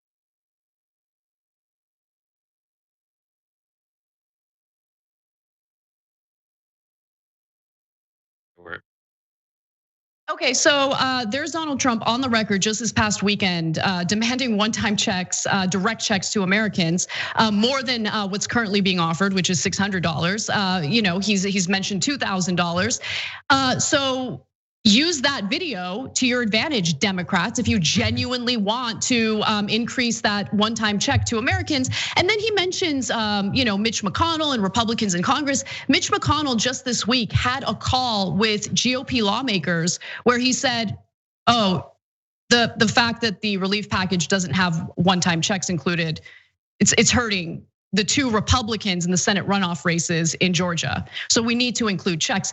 Good, that means Democrats have leverage. So use that leverage, but Mark Warner doesn't want to use that leverage. Nope. And I think the real question here is why? Why don't you want to use that leverage? And why are you attacking progressives who have been demanding more?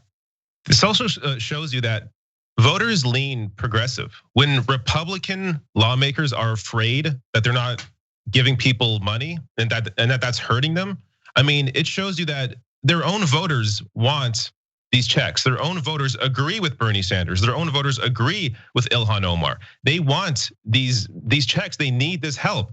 So it shows you that Democrats have even more of a reason to fight because the people are on their side. But of course, ultimately, people like Mark Warner, they know that they're not on the side of the people. They're on the side of these massive corporations. Their debate is limited by what Democrats and Republicans are talking about in Congress, which is ultimately a very small, amount of disagreement there when it comes to economic policy, especially. So they're never going to challenge that because to them that's normal. It's normal to fight over scraps as opposed to actually fighting for people. There was one small point of that clip. I'm not sure if you have this with Mark Warner. Yeah, I do. I want to get to that next. Yeah. So the worst part, in my opinion, of what Mark Warner had to say about progressives is contained in this next clip. Let's take a quick look at that.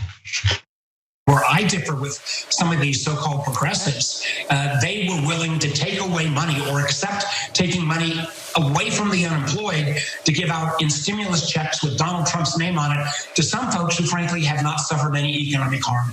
I think that is misguided, and I don't think it's candidly very progressive when we should be targeting this assistance to whether it's individuals or businesses or child care centers, those folks most in need.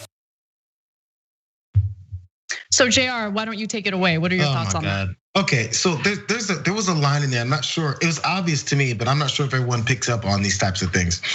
He mentioned, okay, I know you guys will get to the unemployment versus stimulus checks because that was number 2 to me. I'll let you take that one. But first, when he goes, they want to take away unemployment so they can pass this check with Donald Trump's name on it. That's an indication to me. I'm not a politician, but I listen to them a lot. He's concerned about how it's going to look good for Donald Trump to have these checks that get passed out with his name on. Remember the first time around, he was sending out letters and he said, from your great president, Donald Trump, with his stupid signature on it. And he said, hey, you guys, before we send out remember the checks got delayed because he wanted to make sure his name was printed on the bottom? Remember all that? That's what Mark Warner's worried about right now, because this lame duck president who just lost the election 57 times is now worried about having his name on a check that's maybe to go out to people that need it.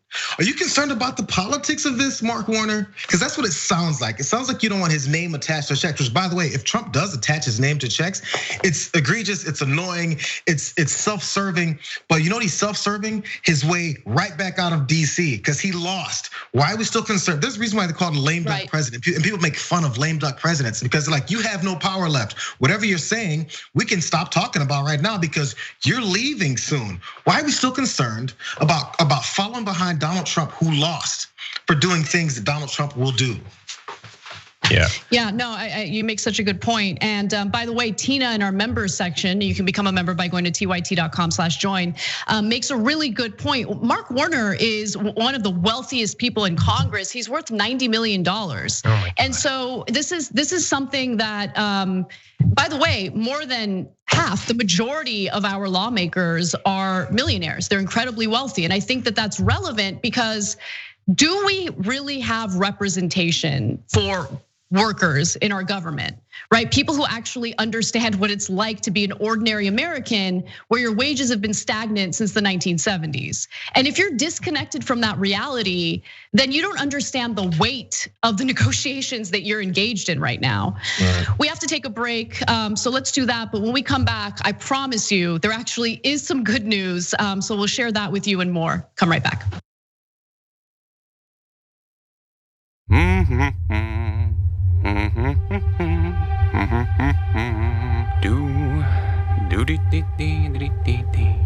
Oh shoot!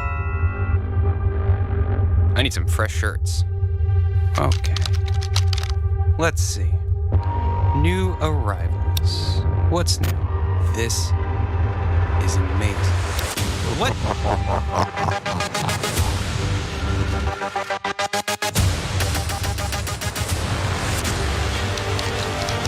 Thank you, user. I have now injected my code into ShopTYT. Proceeds from this shirt will benefit me directly.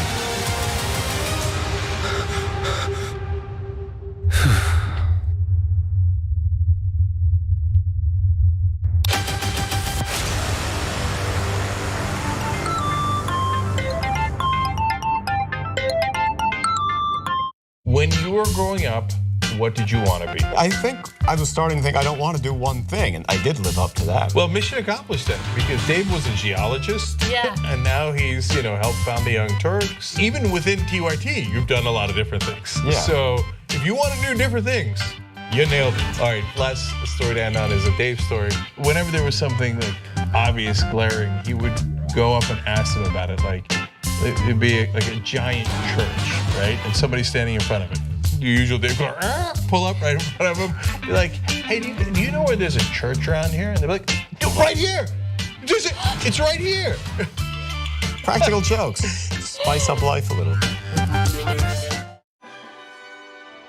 Welcome to Breaking News with Brett Ehrlich. I'm Brett Ehrlich, and this is Breaking News with Brett Ehrlich. The Trump administration, Trump mandated Trump, that Trump, every Trump, other Trump, word Trump, be Trump, Trump.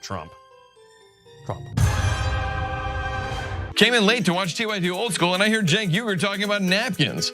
Is this the kind of nonsense Ana Kasparian was talking about? Gotta love membership privileges.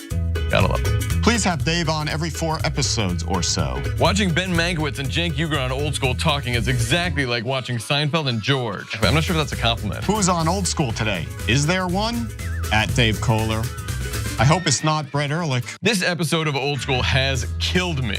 Who knew a conversation about good and bad underwear could be so hilarious and relatable? Couple things about this video. Dave Kohler looks so badass. There's more than a 73% chance this Old School will be really funny. Cenk Uygur has been up since 4 a.m., so he's tired. Hence, everything will seem funnier to him. P.S. Remember, food talk, new words, and no or very little politics. Dave Kohler, enjoyed performance on Old School. Can we please hear about your time as a geologist? One geologist to another? I appreciate that all these people enjoy it because I know Cenk loves to do it, and he does it because he knows the fans love it too.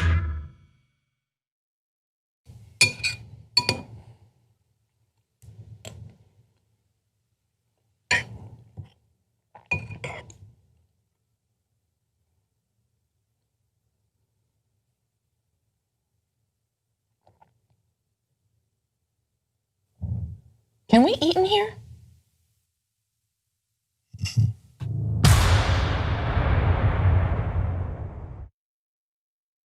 Joe Crowley is congressman from New York. He's very powerful, arguably one of the top Democrats in the House. But there's someone finally challenging him, Alexandria Ocasio-Cortez. The election is today. If she wins, David beats Goliath. Alexandria Ocasio-Cortez has defeated Joe Crowley. You made that happen. You're David. You just beat Goliath tonight. 2018 is a warm-up act. Wait till you get a load of 2020.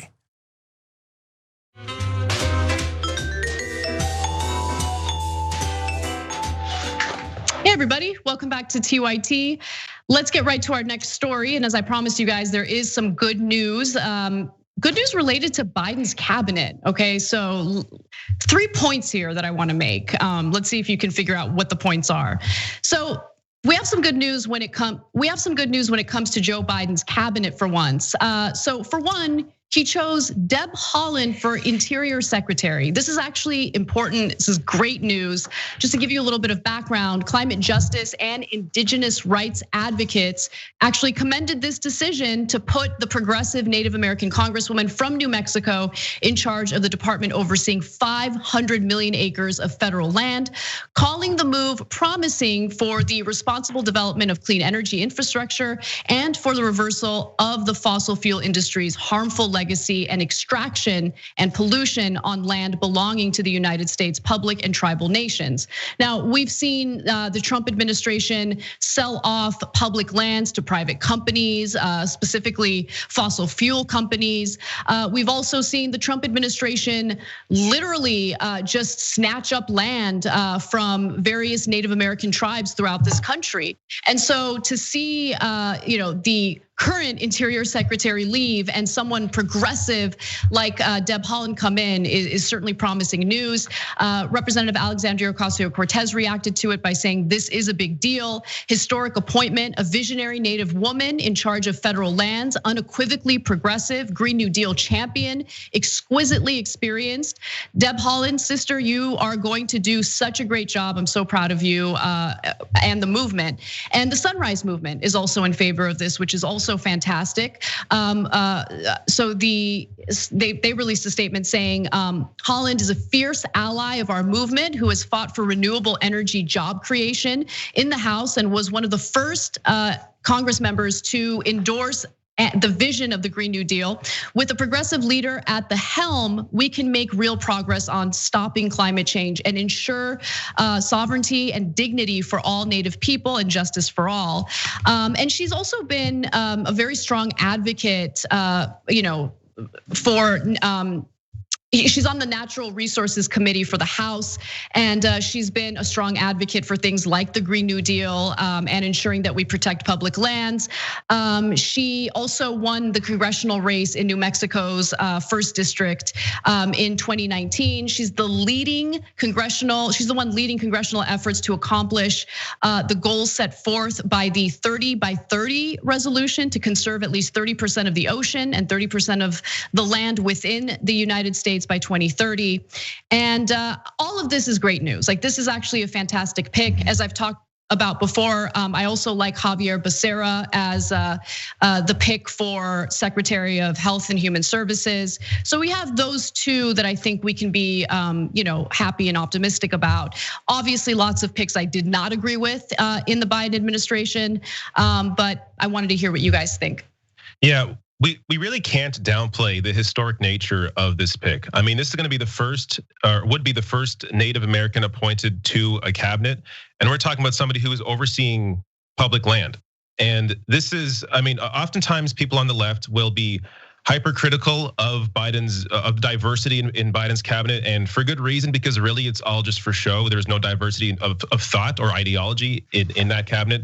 But this is a pick here where not only is it historic in nature because this is the first Native American appointed to a cabinet, it's also what she stands for, what she has fought for. She stood with activists on Standing Rock, fighting against the Dakota Access Pipeline. This is somebody who is not only somebody who is just a Native American, but someone who's fought for people, fought on the right side of the issues.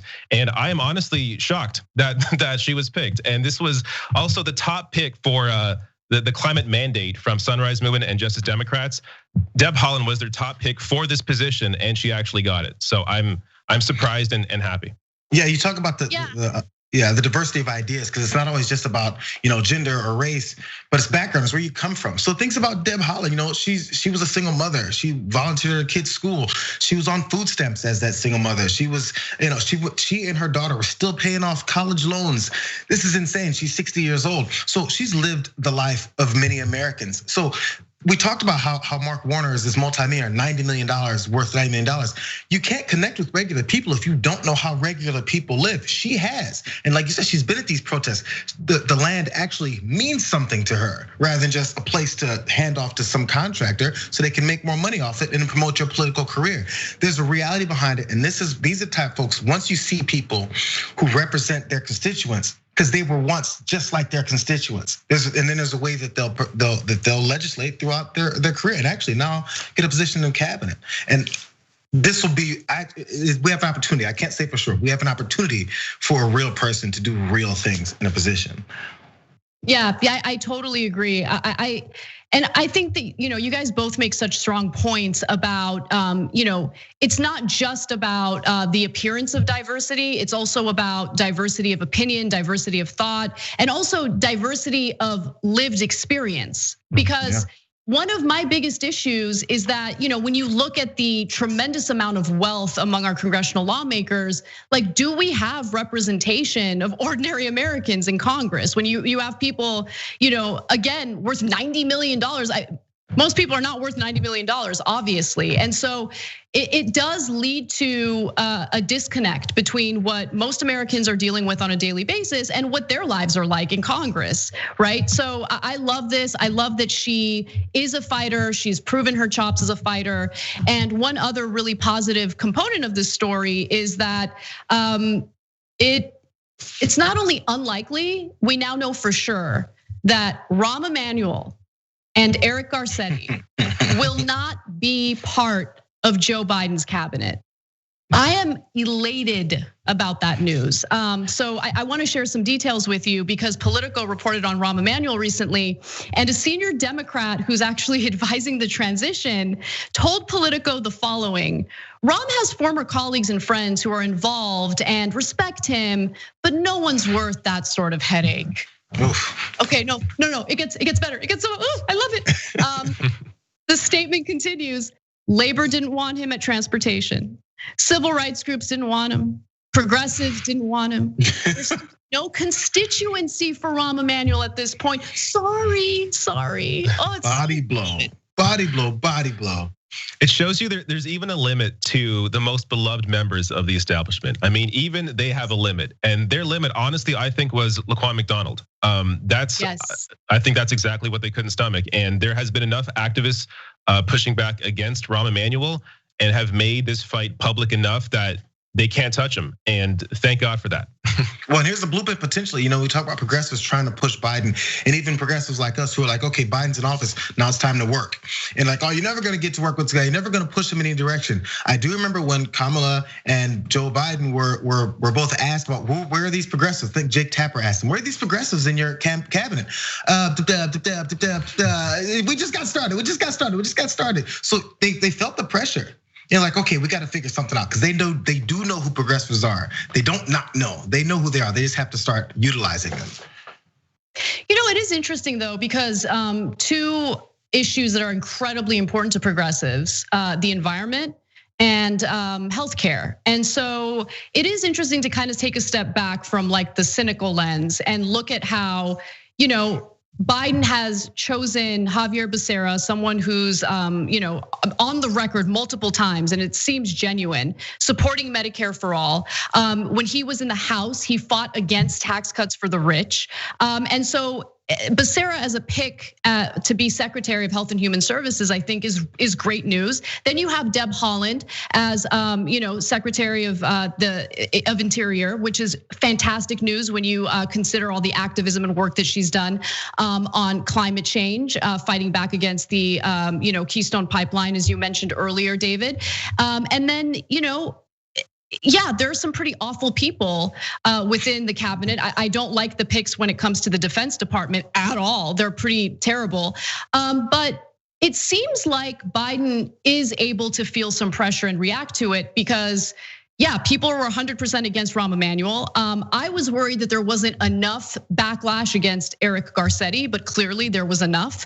And Eric Garcetti is dealing with a number of headaches, a number of scandals. Los Angeles is a complete and utter disaster right now with its homelessness. So I'm glad that he has been cut out of the cabinet as well. That's overall really, really great news. And so you don't underestimate what pressure can do. And as we know, Bernie Sanders went on the record multiple times and said, no, I'm not seeing enough progressives. And maybe the pressure is working a little bit. Right. Anyway, that does it for the main show. Thank you to David Dole. Thank you to JR Jackson. The post game is next.